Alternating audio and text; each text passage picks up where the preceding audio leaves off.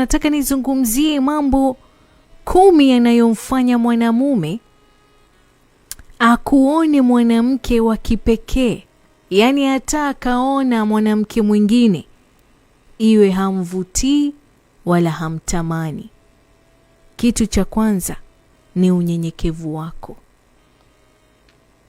Mwanamume kama mwanamume anapenda sana mwanamke mwenye adabu. Anapenda sana mwanamke anayejua kujiheshimu. Alright?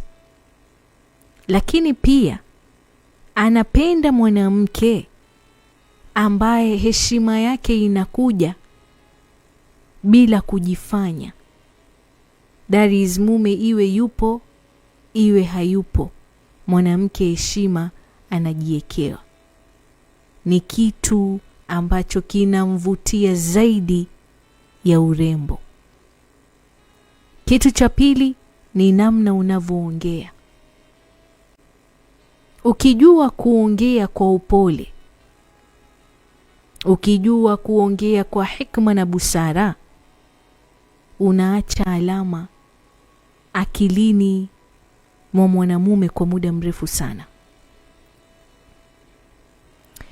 Jambo jingine msikilizaji ni kutojilinganisha. Wanawake wengi hujidhalilisha, ama naweza sema hufeli ama hujiangusha kwa kujidhalilisha ama kujilinganisha na wengine. Ila wewe ukiwa wa kipekee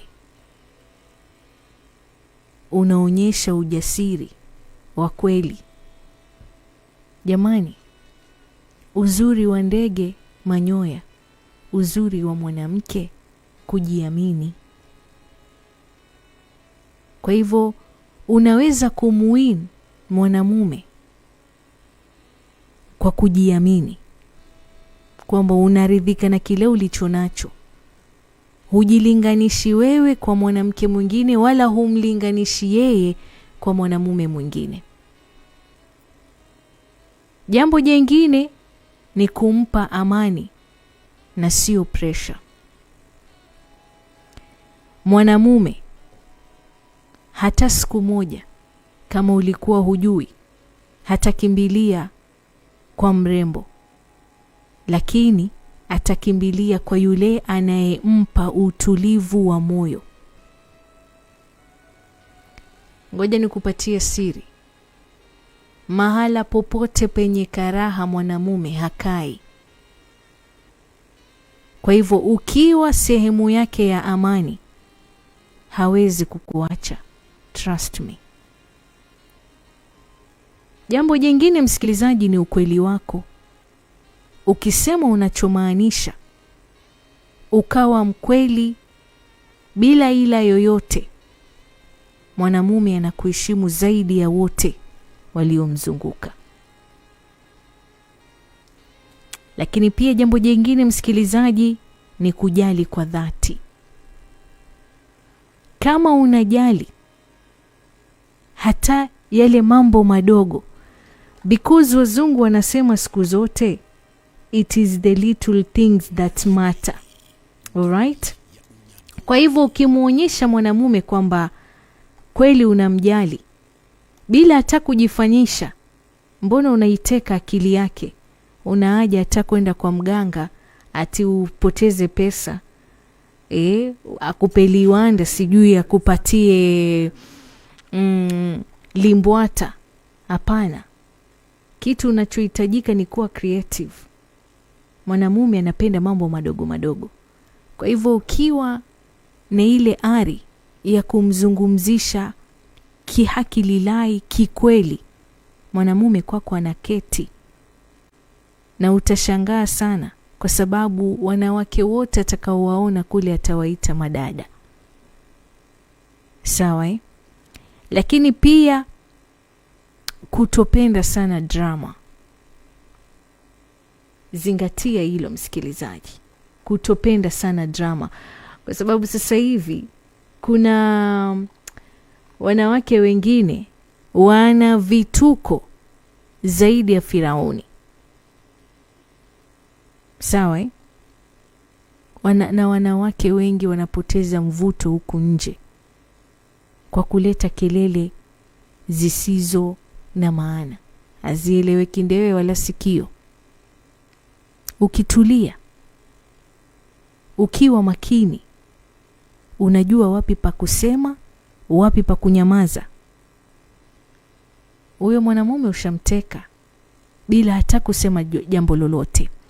Lakini pia msikilizaji, kujiheshimu. Manake mwanamke jamani halindiwi heshima, mwanamke anajiheshimu mwenyewe. Mwanamke analinda heshima yake mwenyewe. Hata kama umepata mwanamume ambaye anakupenda, mwanamume atakuheshimu zaidi ukiweka mipaka na kujitunza. Hiyo ndiyo heshima kubwa anayoitaka mwanamume. Jambo jingine msikilizaji ni uwezo wako wa kumtia moyo anapochoka, akipoteza ama akikata tamaa, akipoteza matumaini. Maneno yako ya kumtia moyo, ya kumtia nguvu, yatamfanya na yanamfanya huyo mwanamume akuone tofauti na wengine wote.